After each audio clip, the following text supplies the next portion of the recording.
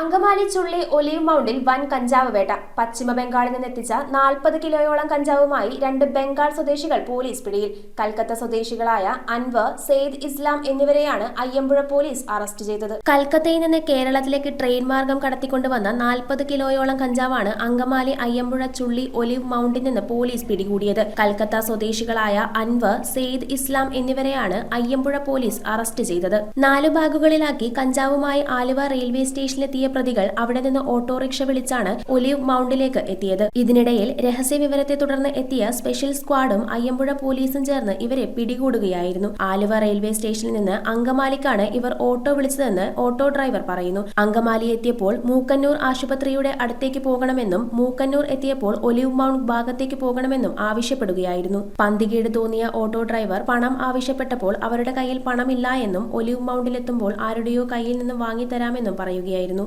Olive mount പള്ളി കഴിഞ്ഞ് ചുള്ളി റോഡിലൂടെ വരുമ്പോൾ പെട്ടെന്നെത്തിയ പോലീസ് സംഘം ഓട്ടോറിക്ഷ തടഞ്ഞു നിർത്തി പ്രതികളെ പിടികൂടുകയായിരുന്നു. ആർക്ക് നൽകാനാണ് ഇവർ കഞ്ചാവുമായി ഒലീവ് മൗണ്ട് ചുള്ളി ഭാഗത്തേക്ക് വന്നത് എന്നതിനെക്കുറിച്ച് പ്രതികളെ വിശദമായി ചോദ്യം ചെയ്താലേ അറിയാൻ കഴിയുകയുള്ളൂ എന്ന് പോലീസ് അറിയിച്ചു. News bureau, Angamaly.